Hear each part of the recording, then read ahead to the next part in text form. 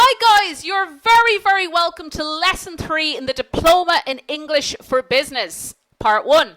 So this is Jennifer, your educator, and the lesson today is basically communication skills, part 2, the art of negotiating. So obviously this lesson follows on nicely from lesson 2. So if any of you, if this is your first live lesson, you're very, very welcome. So I hope you caught up with the recordings, but it's best to attend live. So guys, as with every single lesson, if you attend live, you're in with a chance to win $1,000.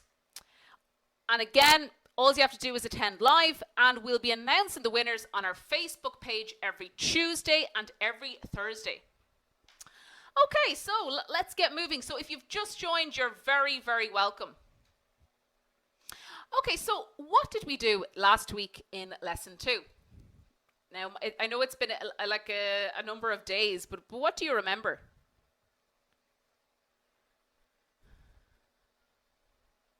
Exactly, we looked at communication-related context. So we looked at improving your telephone manner, conference call technique, yes, future tense. Yeah, modal verbs we more specifically looked at in lesson 1. We looked at first conditional. Excellent. Absolutely, spot on.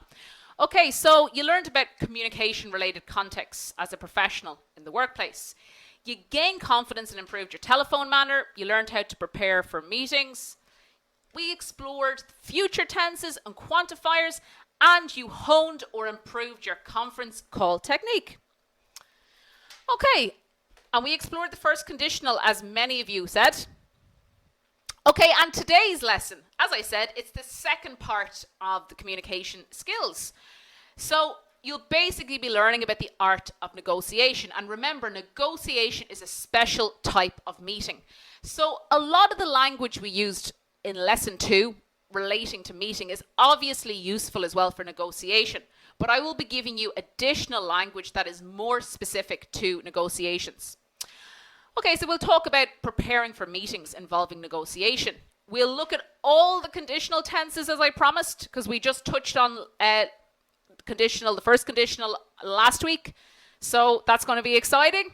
We'll also explore an international case study, and it'll obviously be connected to the theme of negotiations. Obviously, of course, as usual, you'll acquire lots of business terminology, and I will try to express myself clearly so you can hear the pronunciation of a native speaker. And I'll try and speak, obviously not too slow, not too fast, so that everyone can follow me.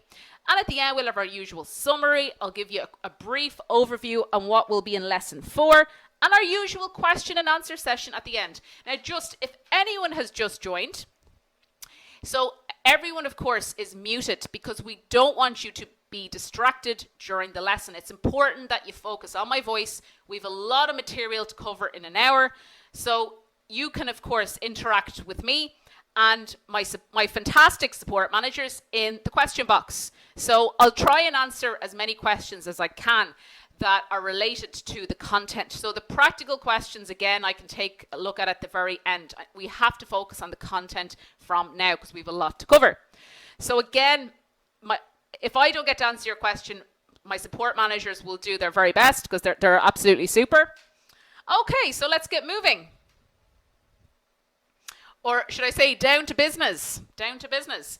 Okay, so negotiation. Now, many of my students, and they rightly tell me, negotiation looks strange as a word in English.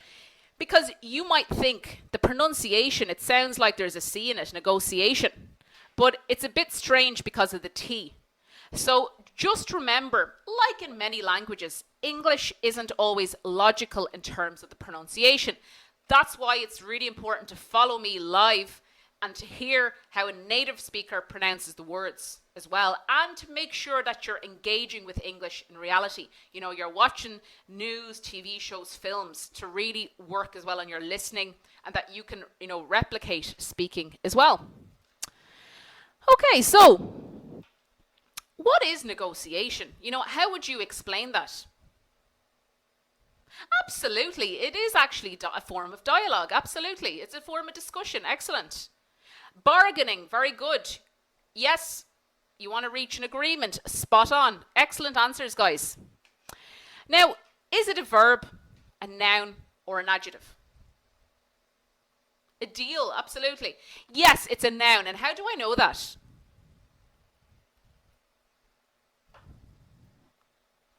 So how do I know that? Exactly, the suffix at the end. Exactly, spot on. So prefixes go at the start. So for example, unfavorable, favorable, and then negotiation, that ION at the end tells me it's a noun. Now, there are some variations in terms of negotiation. It depends on the context or the situation. Sometimes we'll use the singular form. Other times there will be multiple negotiations involved, or many, so it'll be correct to use the plural form. And in other cases, we'll use the ing form as a noun, the gerund form. So the art of negotiating, you could say that. So it depends on the context what fits, because some students, a few of you are asking me about negotiation or negotiations. It depends on the context. Okay, so let me give you a more exact definition. So, as many of you rightly said, it is a bargaining process between two or more individuals, and they aim to reach an agreement. Okay, so they want to agree on something. There has to be a goal or a purpose. Maybe they want to resolve a conflict or an issue. Maybe there's some kind of problem, and they want to resolve this. Or they want to agree on an issue of mutual interest. Now, you've seen that word mutual on several occasions in last week. And of course, it's an issue that everybody is interested in. So an issue of mutual interest. So that definition looks a bit technical, but it's quite simple. It's just a bargaining process between two or more people. They want to agree on something, okay? And it could be for different reasons or goals. Okay, so let me just recap on some of the new words there. Okay, so a negotiation is obviously a discussion to get a result, and many of you said that. The bargaining process, and another term for that is the negotiating process.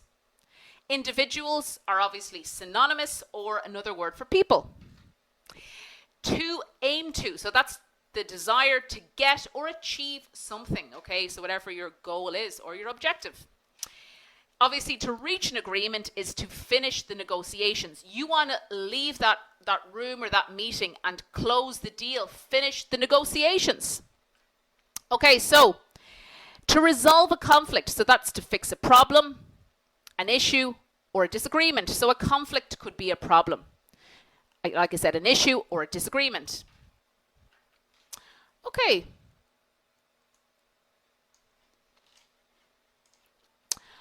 Okay, so an issue of mutual interest. So that is something that all parties are interested in, like I said. And a party is another person or people. Okay, so guys, how can you negotiate? So just type your answer in the question box. How could you negotiate? So Naba, I can see you now. You're actually interacting with me. Don't worry, Akil, if you missed the first 10 minutes. You can catch up with the recording. Don't worry at all, no problem. Yes, okay, be aware of the agenda, be clear, be confident, absolutely. Have your proposal ready, your ideas, excellent, very good. So, absolutely, be confident, be patient, be empathetic and trustworthy. Now, we had empathetic last week. And what does empathetic, guys, mean? We had that last week. So what does that mean? Exactly. You empathize or you understand other people and their position, their point of view. Spot on. Trustworthy. Okay, so we want to be able to trust other people and know that they're honest. Exactly. And we can count on them. Okay, articulate what you want. What does articulate mean? So what does articulate mean? Exactly. So be very clear in what you're saying and to speak in an intelligent manner that people can understand well, to express yourself clearly and eloquently. Okay, you want to listen to the other party because you want to reach an agreement. So listening is critical. Obviously, do your research. You want to go into that meeting being very confident, knowing what are your goals for the negotiations, etc., and the other person's point of view, the other negotiator, and obviously be prepared. Guys, sometimes people have to walk away maybe from the first time. Now, you don't really want to do that, but sometimes it can happen, okay? But obviously, it's the very last option if you can't reach an agreement on that day. So, Zanab, I can see you. Guys, just there, can everyone hear me clearly? So just type yes in the question box. Perfect.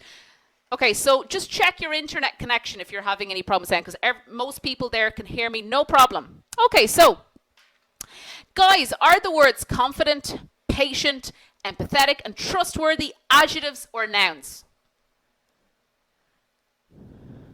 Absolutely, adjectives. And how do I know that? You know, what's the clue there?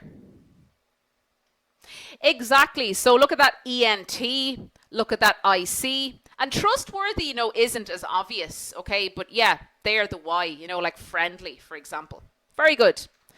Okay, and of course, is articulate, is that a verb or a noun? Absolutely, it's a verb, to articulate. Excellent. And obviously, express yourself in a confident manner. Okay, so also, guys, you need to be positive when you're negotiating, and you want to expect the best outcome or the best result. So be positive. Now, it's also important to understand the other party's weaknesses and limitations. So what are the areas that they're not so prepared in or that they're not so good at, you know?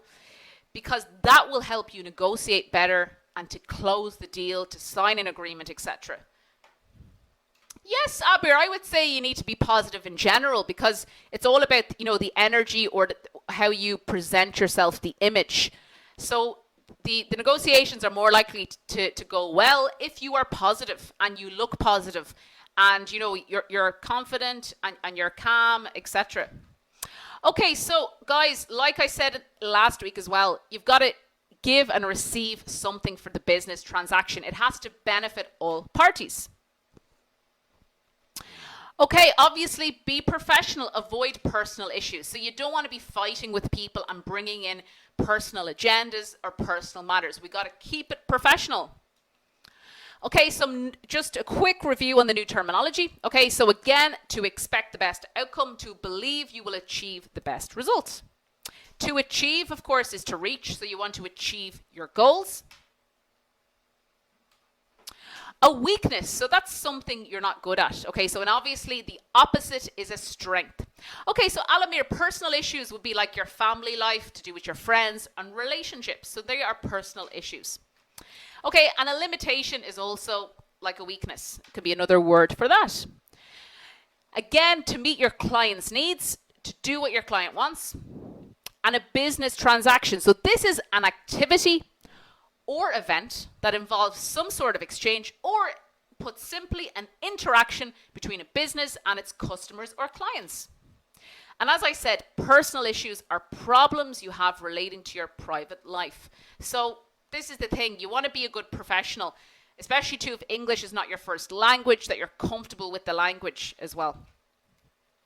Okay, so guys, which of these would you say is a goal of negotiating? Okay, so to be in dispute, to come to an agreement, to never reach an agreement, or to meet other professionals. So which of those fits best? Exactly, number 2. So to come to an agreement, because that's the end goal, you know, generally in negotiation. Okay, so the fun stuff, guys, the language, you're really developing that English for business.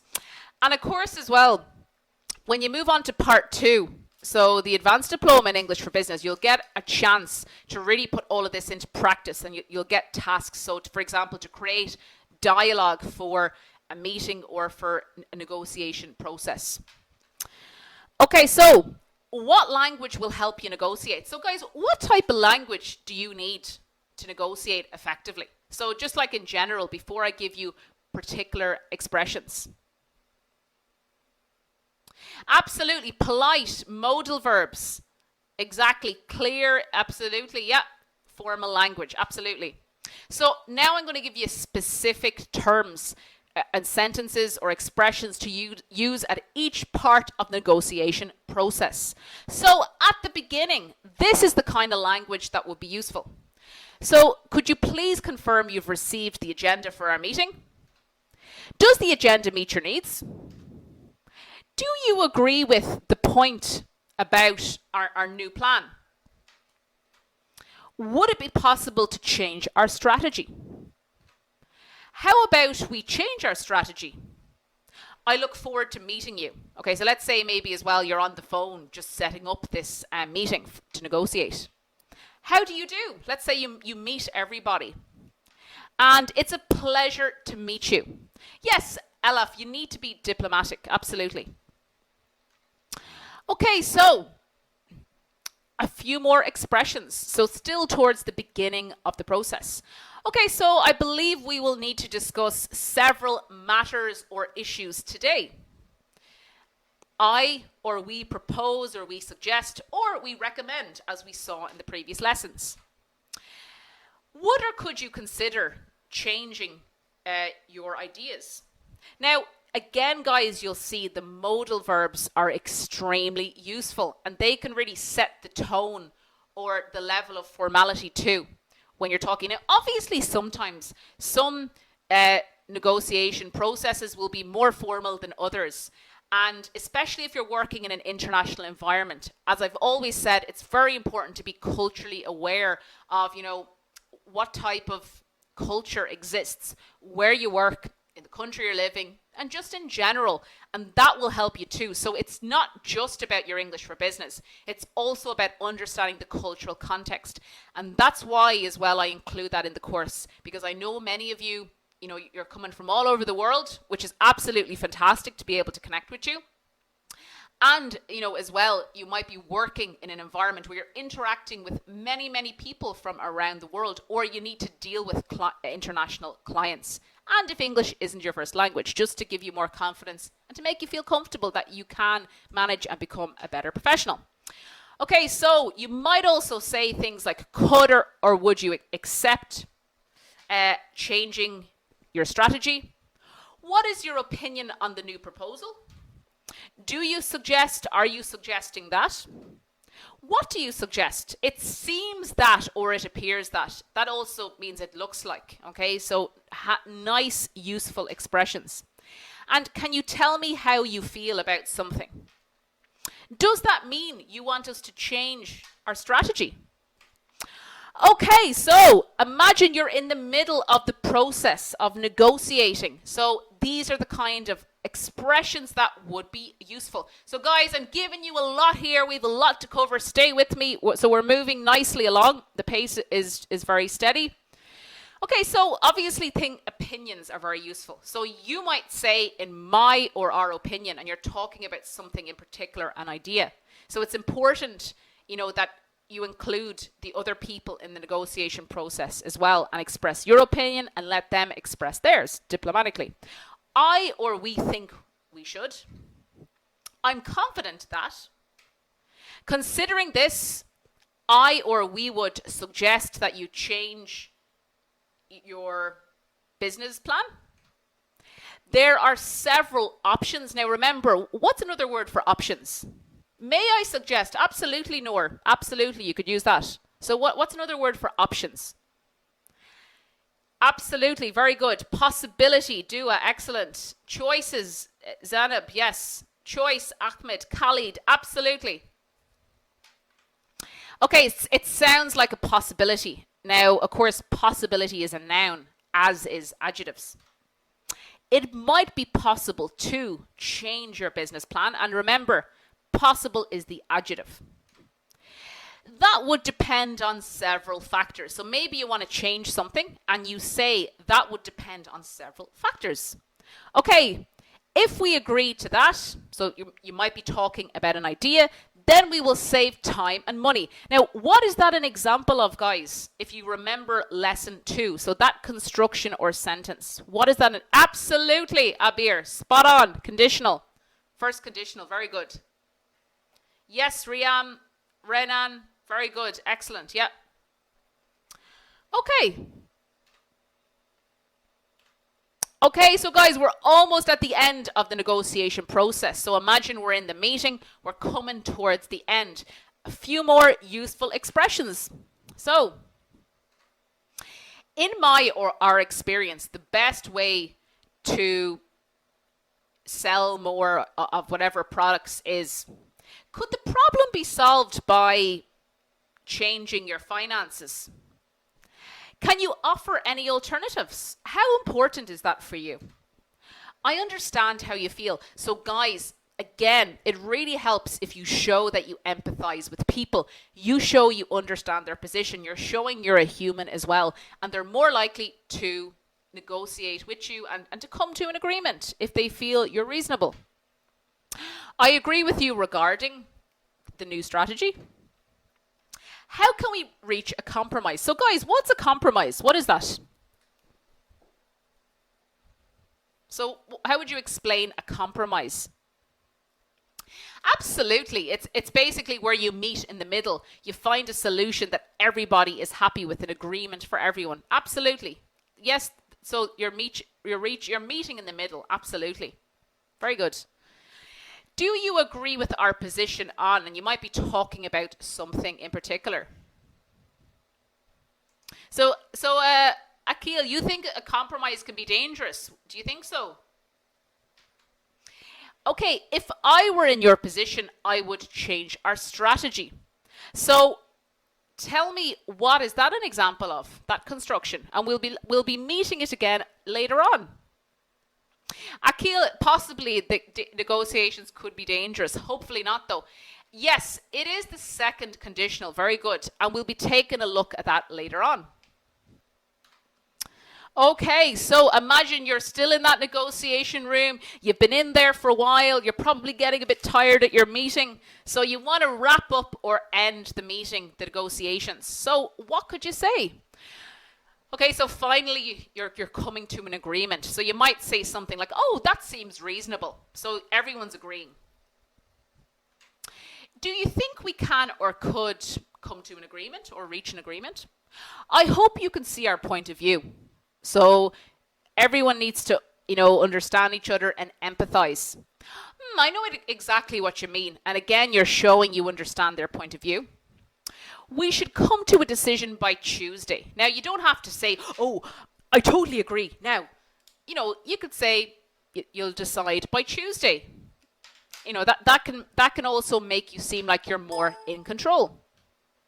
So, Zainab, yes, hopefully my pronunciation isn't that bad. Zainab Mohammed, hopefully not. Okay, so you'll be hearing from us by Wednesday. There's another way to say it. Thank you for coming. And then just a couple of other words associated with negotiation. So like I said, to bargain, there's another verb, to negotiate or to bargain. Now, bargain would be a little bit more informal. Of course, you can close or make a deal. You can make, you can reach, or you can come to an agreement. All very similar expressions. And finally, you can sign an agreement. So put that pen to paper. So again, guys, a lot of new language there. You can obviously revise and check over the recordings, and you'll be able to practice the second assignment at the end of the week.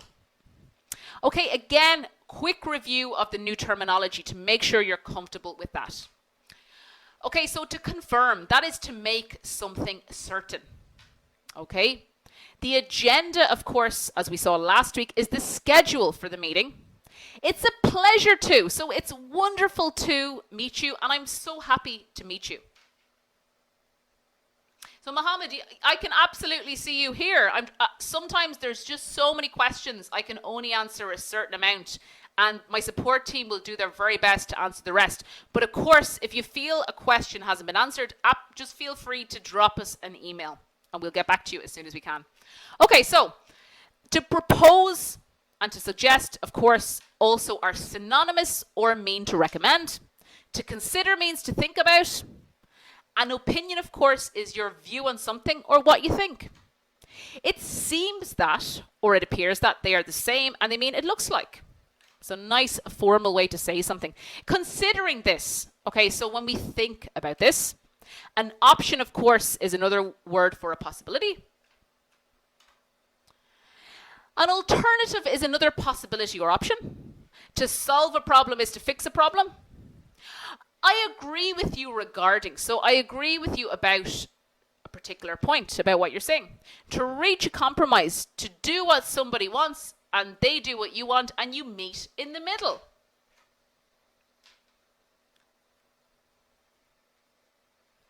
Okay, so to be reasonable, of course, means to be fair. To close or make a deal to finish the negotiations, and then again to reach, to come to an agreement is also to finish the negotiations. So guys, on to the fun part. I know lots of you absolutely love grammar like me, so we're going to move on to the conditionals. So guys, just there, one or two people are asking. Again, you are all on mute, so you can focus on my voice for the lesson, because if you could hear all the students, you would get distracted. That's why you can interact with me or one of my fantastic support team in the question box. Okay, so guys, first conditional recap. We touched on the first conditional last week. So what is the first conditional? When do we use it? Do you remember? So Abir, in terms of schedule, absolutely it can relate to time. But also as well the agenda. You can say schedule. It's basically like the plan for the meeting. You can use it. Just remember as well in English, some words you can use in many, many contexts. Okay? So it could be the plan for the meeting, the schedule for the meeting, etc. So, but I wouldn't say timetable. Timetable definitely relates, to like a bus timetable, etc. Like, your exam timetable. Okay? Absolutely. So first conditional is for real, very possible situations. So Alamir, recap. That means when you revise, we look at something again to check that we remember what we did last week. So we recap or revise. Okay, so again, as many of you already said, which are fantastic memories from last week, it's for a real situation, which is very possible.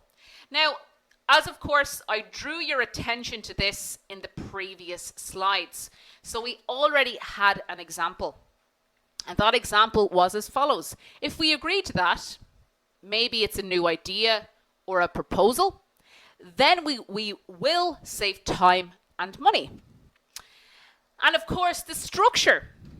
Okay, that magic word if, it goes with the present simple. There's a comma in the middle separating the two parts or clauses of the sentence. And of course, we have a subject, will, or you can use can in many cases instead of will, and the infinitive of your verb. Now, don't forget, as I mentioned in lesson 2, you can change the order of the sentence. So I can put the if part of the sentence in the middle, and then there is no comma to separate the two parts of the sentences. So that's just a small point. Okay, again, another example. If I negotiate well, comma, I will or can come to an agreement. So the first conditional is pretty straightforward. Again, I'm just checking that everyone is comfortable with that. Okay, getting a little bit more exciting. On to the second conditional before we go crazy with the third and the mixed conditionals. So, when do we use it? So guys, does anyone remember when we use the second conditional? Yes, hypothetical situations do it, absolutely. So they're almost impossible. Yes, they are less certain, Zanab. Very good. Yes. Exactly. Yes, many of you are typing the same. So Nasir, generally it's will and can. You might see some, because you see it's basically almost sure. So you have to use will and can, because if you started saying may, then you're dropping down to 50%. You might see some strange constructions sometimes in a grammar book, but really you should be using will or can, because the probability or the possibility of that situation happening is very, very high. Okay? Yeah, Hajar, it's almost impossible, absolutely, but there is still a possibility. Okay, so it's for imaginary or unreal situations, and a few of you already said hypothetical situations, and that's absolutely correct. Okay, so again, I gave you another example sentence. If I were in your position, comma, I would start a new business. Okay, so again, that might look a little bit strange to you. What is strange about that sentence? Can anyone tell me? So exactly, I'm saying if I were. Now, again, if you're not sure about that, I will explain. But that is acceptable in the second conditional. Okay, so again, the general structure is if with the past simple, and of course I'd have my subjects, and then I would use would or could and the infinitive of my verb. Absolutely, Hassan. It's yeah, because it won't happen. Yeah. So Hajar, yeah, because it won't happen. Exactly. Muhammad, exactly. So the Beyonce song, If I Were a Boy. Absolutely. That is a perfect example of the second conditional. Yeah, Akil, exactly. It's in the past. Yeah, because it's almost impossible. So it's hypothetical. Okay, so if I set up an extremely unique company, comma, I would or become a millionaire. Now, I'm going to explain about the where in a minute, so don't worry. Okay, so if I set up an extremely unique company, I would or could become a millionaire. So generally, like you can use can in first conditional, you can often use could instead of would, often. Okay, so guys, the verb to be is an exception. So you can use where instead of was. And the where is very typical. So if I were, if you were, if he were, if she were, etc. Now, you will see some people use the was correctly, but the where is quite typical for the second conditional. So, Abbas, you're very welcome. So I'd recommend you catch up with what you missed in the recording. Okay, so moving on again, we're building up here with the excitement onto the third conditional. Does anyone remember when I used the third conditional? It's a bit more complex and less frequently used. When do I use that?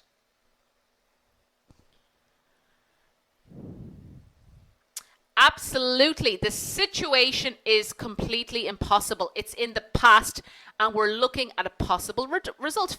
Absolutely, it's fictional, Ahmed. Spot on. Zanab, absolutely. Dua, yeah. Hassan, absolutely the past. Yeah, very good. Okay, so when do we use it? Imaginary, it's the imaginary result of a completed past action, which is impossible because the action is over. So I'm looking at this imaginary or hypothetical result. Absolutely, Hajar, it can be used for regrets, or if I want to reflect on something, like in a business, I'm trying to think about how I could have done things better and made more profits. Okay, so the structure. Again, my very best friend in the conditionals, if with the past perfect, and obviously I have my subjects, that magic comma, and it's would or could have plus your past participle. Now, of course, you might see other variations like might have been or may have been, but the would and the could are more typical. So I'll give you an example. If I had generated more sales, okay, I could or would have made more profit. Now, of course, profits can exist in the plural form as well, but I'm just talking about the profit from these extra sales in particular. So that's why I use the singular form. So again, it's the past perfect, had generated, and my would or could have with the past participle, which is made here. Hajir, absolutely. Should have been might be possible in certain contexts, but would and could are more typical.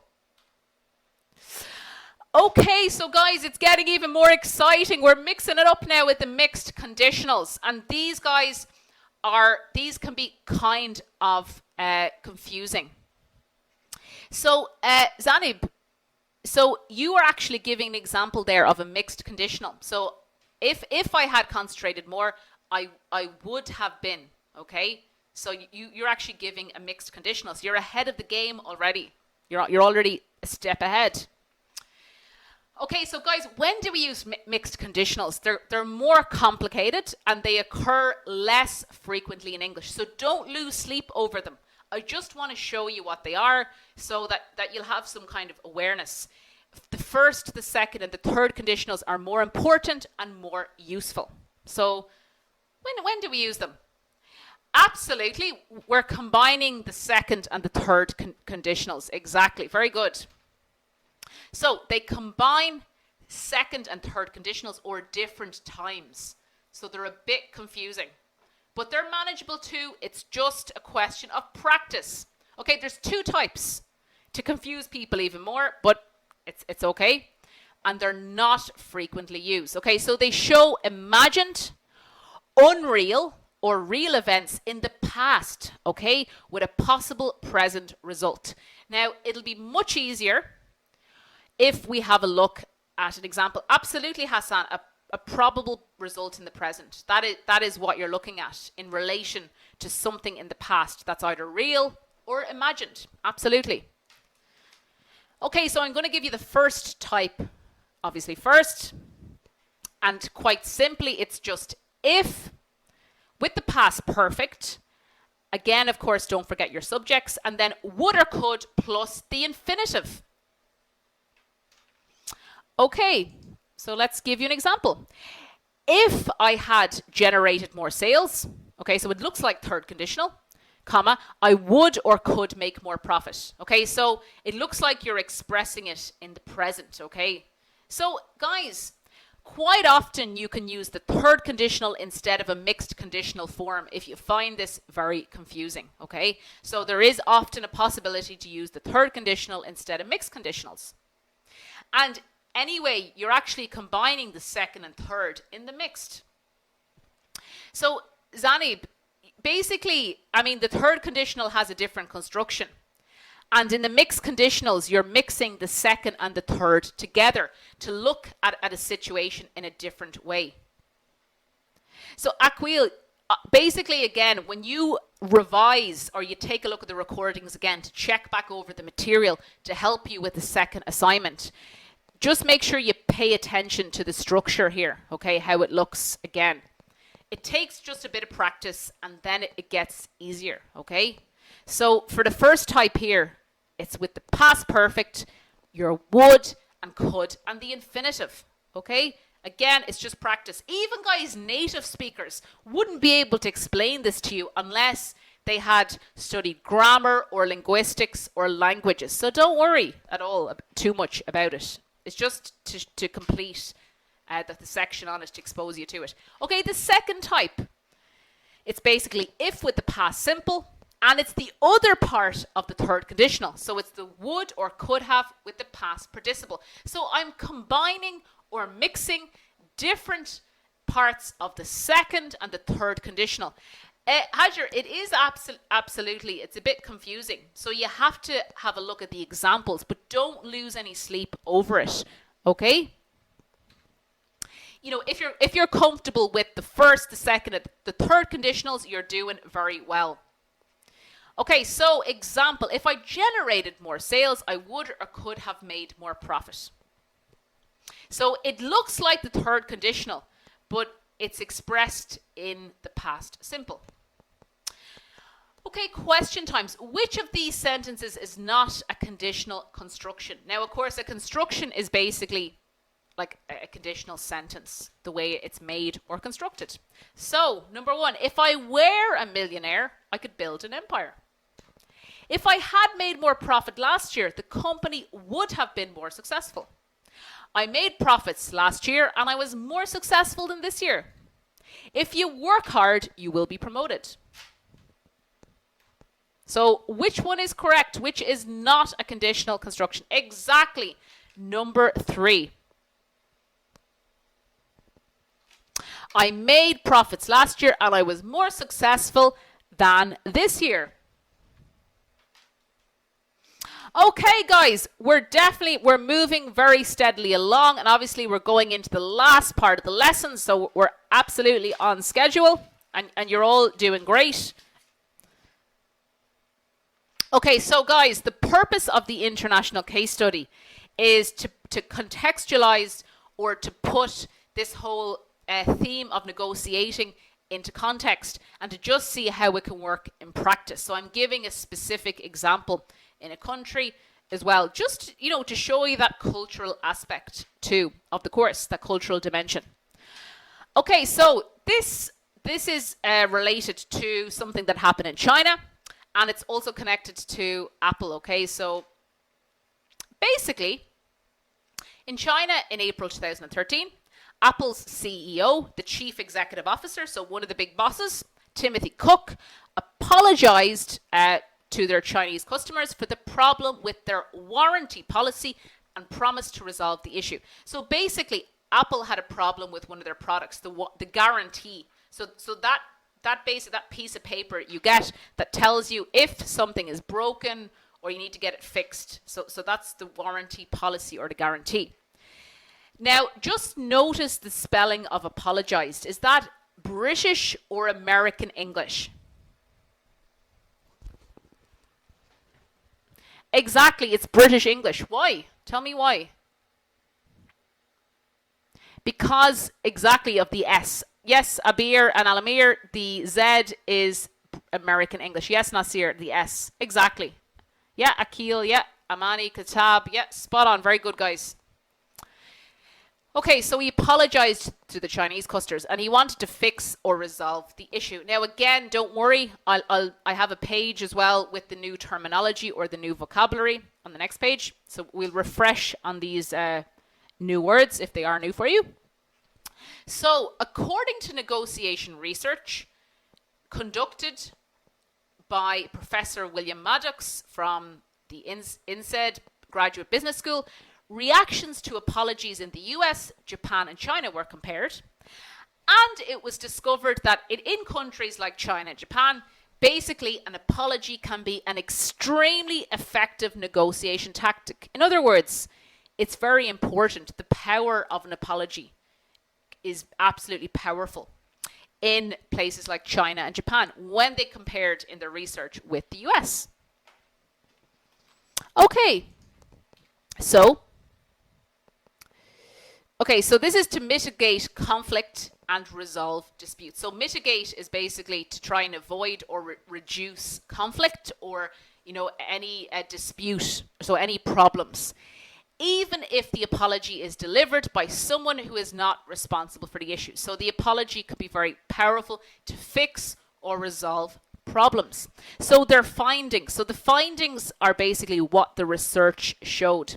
That negotiators, and they're the people who negotiate, who personally deliver apologies, could resolve conflicts and alleviate issues, or basically fix them or minimize them in a way that money cannot. So in other words, it's all about respect. Personally delivering an apology can be really, really powerful in countries like China and Japan, and it's not about money. So that's very interesting from a cultural perspective. And that'll also help you too, not just your English for business, also to be a better professional, having that cultural awareness, particularly in our international world or globalized world and economies. Okay, again, let's review the new terminology. Of course, to apologize means to be sorry for something. A warranty policy, so that's a guarantee to protect you if the product is defective or faulty. So a warranty policy, so warranty. So again, some of those words are a little bit difficult to pronounce. So it's a guarantee to protect you if the product is defective or faulty. So defective is the same as faulty. Okay, so obviously to resolve the issue is to fix the problem. To conduct research is to do research. So conduct in simple terms can be to do. Now, absolutely, Alamir, yes, alleviate and mitigate are similar, because if you alleviate, you're reducing, and then mitigate as well, to avoid or reduce. So guys, can everyone hear me okay still? Just type yes in the question box if you can. Yeah, okay, so guys, the majority of people are saying that the sound is perfect. So if anyone, just check your internet connection. Okay, so let's keep going. Okay, so according to research. So according to research basically means the research claims or says in simple terms. Okay, so negotiation tactic. Okay, so that's a negotiation strategy to achieve your objective. So tactics. People use tactics, of course, in football or any type of situation where there's a game or in business. Okay, so a tactic is like a strategy. Now, as I've said many, many times, objectives are also synonymous or the same as goals or aims. Absolutely, Hassan. They could be targets as well. Yeah, and your plans, Ahmed. Absolutely. Yes, Aladdin, desire, but you wouldn't use it in that context. But absolutely, the meaning is similar. Okay, so again, as many of you have said, a strategy can be like a plan. So to mitigate conflict, so the idea is to reduce or alleviate, as many of you have said in the chat box, and you made the connection between mitigate and alleviate. Now, to resolve disputes, again, some fancy or very formal terminology are simply to fix the problem or problems if there are more than one. Of course, your findings in research are your results, basically. Yeah, Hassan, your analysis. Absolutely. I mean, research involves analysis or to analyze data and material. Yes, your conclusions. Absolutely. You see, you'd have your results and then you can make conclusions. So they're connected. The findings are directly the results. But generally the researchers will then draw or make conclusions based on the results or findings. Yes, Hassan, the thoughts. Absolutely. Okay, so negotiators. Okay, so they are the parties or people involved in the negotiation or the bargaining process. And to alleviate issues, again, to resolve the issues. So some nice terminology there: alleviate, mitigate, according to, etc., to resolve. And of course, a defective product is a faulty product. Now, guys, what did Timothy Cook do for Apple's Chinese customers to solve the problem with the warranty policy? So which of the following? He sent them an email. He sang a song for them. He publicly apologized to them. He wrote to them. Yes, number 3. He publicly apologized to them. So I doubt he wrote a song now, of course, you know. Okay, so he publicly, the spelling of that might look strange to you. And you might think it's I-C-A-L-L-Y, but it's publicly. It's strange, the spelling of that. Okay, so guys, we covered a lot of ground there. So what did we look at today in summary? We looked at a lot there. So I moved through it fast and your attention was fantastic. What did we do? Exactly, we looked at the art of negotiation. And obviously you gain confidence and improved your ability to negotiate by what you look.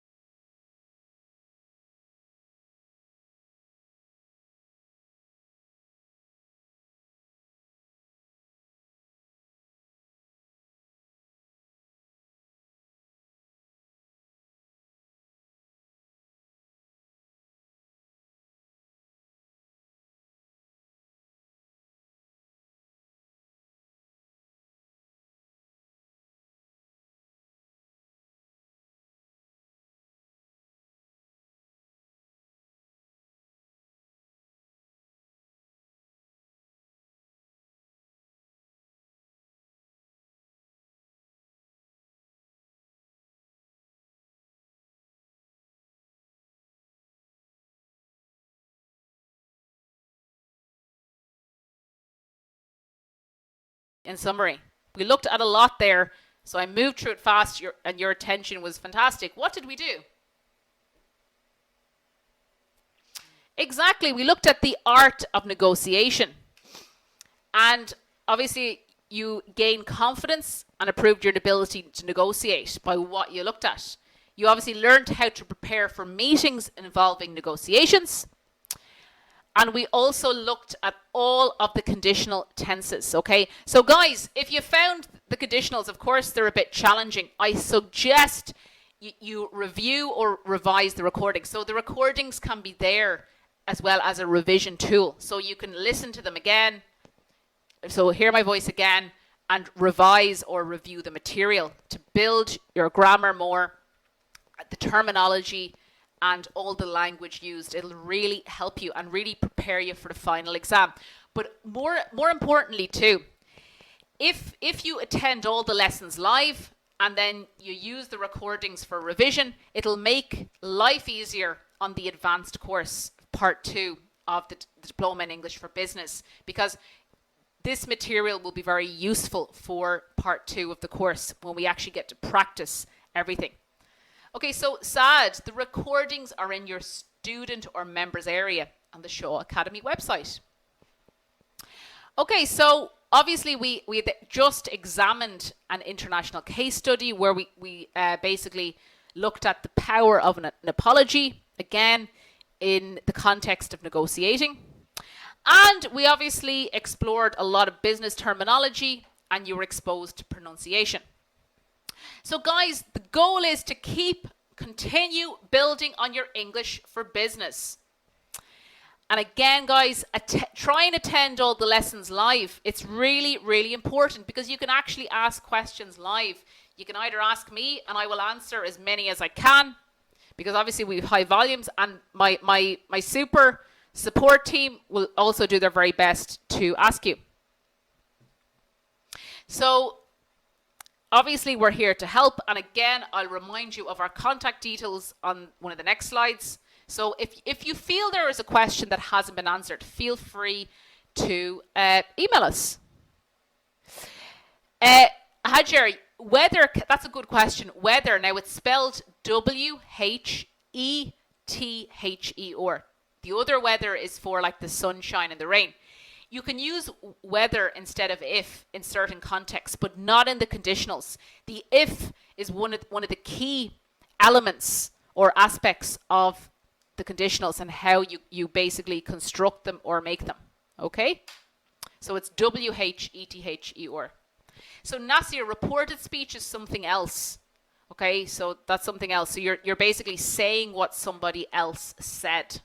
So that's something else.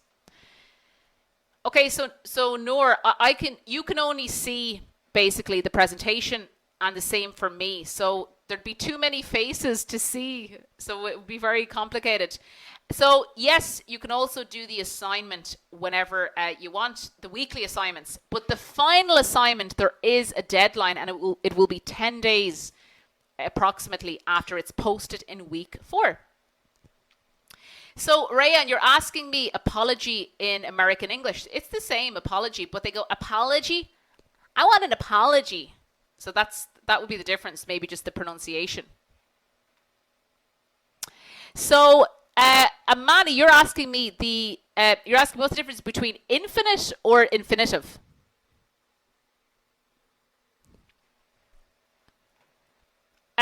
Amjad, I can see your text.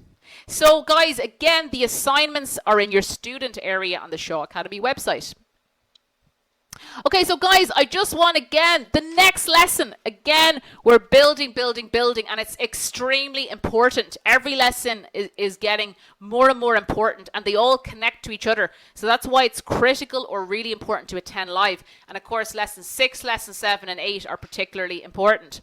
So guys, we're moving on to formal English for business writing. I know many of you tell me, oh, teacher, I don't like writing. Oh, I'm allergic to it. Guys, it's about practice. Anybody can become brilliant at writing with practice. And it's the same for formal writing as well.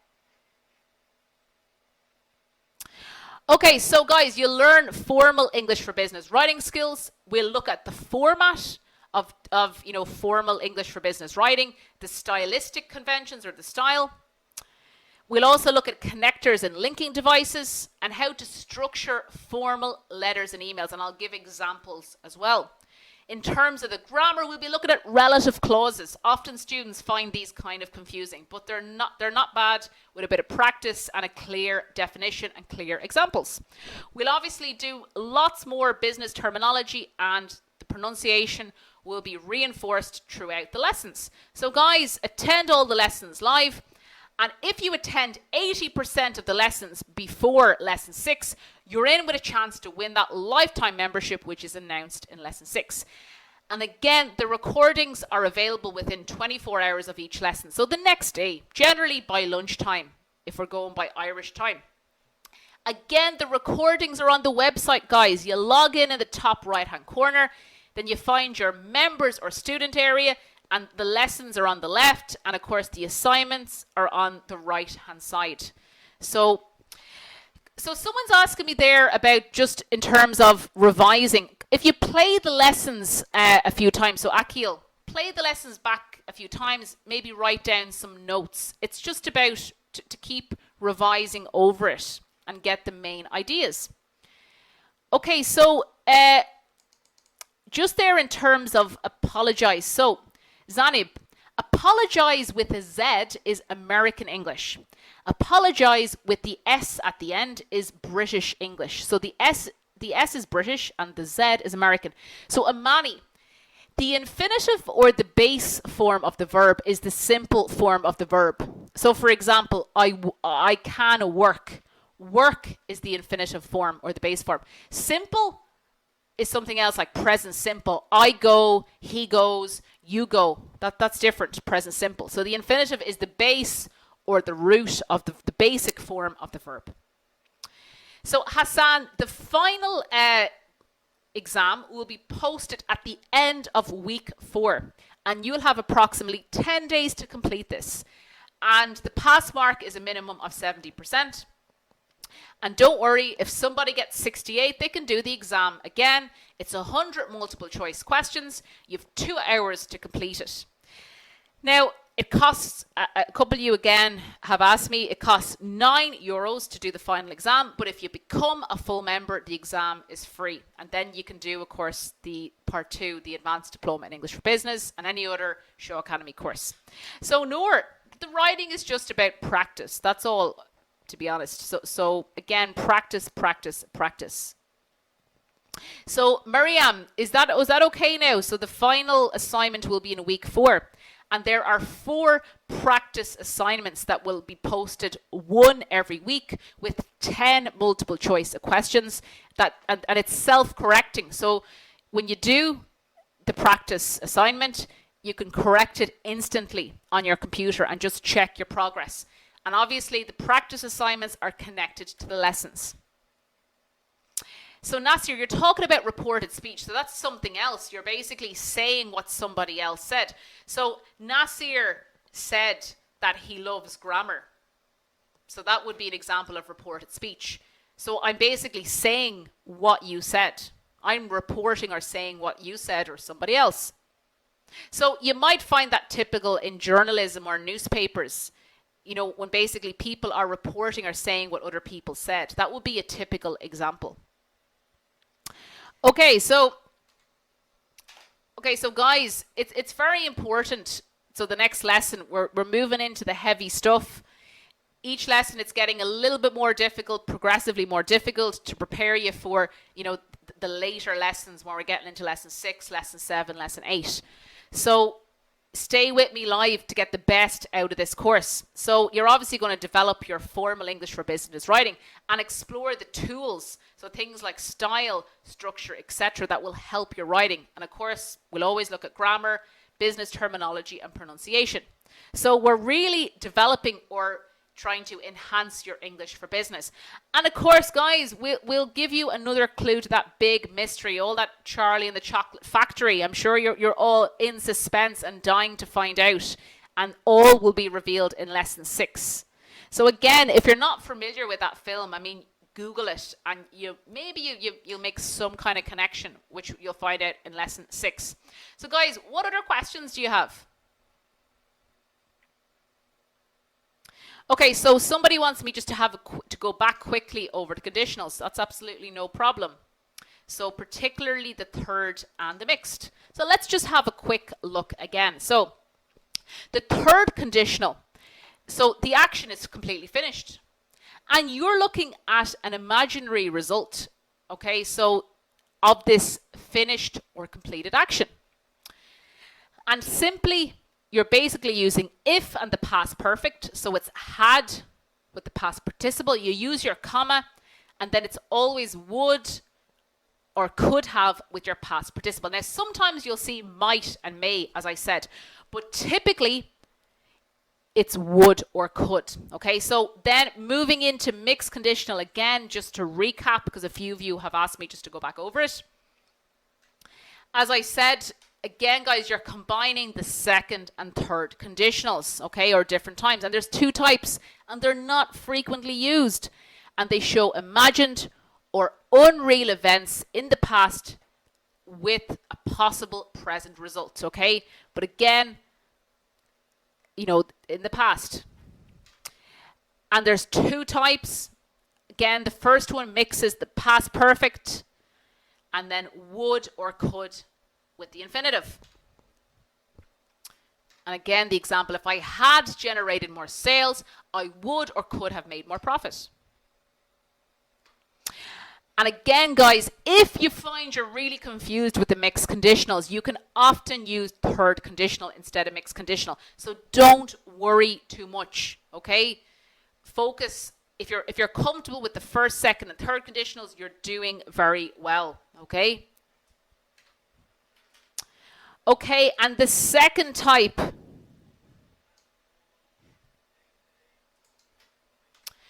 Okay, so the second type. Okay, it's if with the past simple. And it's would or could have with your past participle. So guys, again, you're combining the second and third conditionals. So if I generated more sales, I would or could have made more profit. Okay, so be comfortable. My advice is with the first, second, and third conditionals. And if you can answer the move on to the mixed conditionals and get comfortable. But the main ones are the first, second, and third. Okay, so Marianne, the prize basically for the lifetime membership will be announced in lesson 6. And if you attend 80% of the lessons before that lesson, you're in with a chance to win that lifetime membership. So Mohammed, yes, all the assignments are multiple choice, absolutely. So Reham, you can't use the raised hand icon because you're on mute. And you're on mute so that you can focus on my voice and that you're not distracted by lots of students' voices. So that's why you're interacting with me in the question box or my super support team.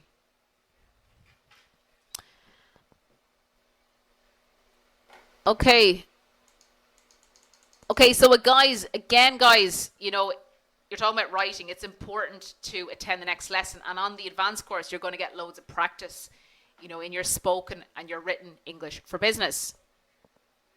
No, Hajar. The weekly assignments don't affect the final assignment. They are only practice for the final assignment, okay?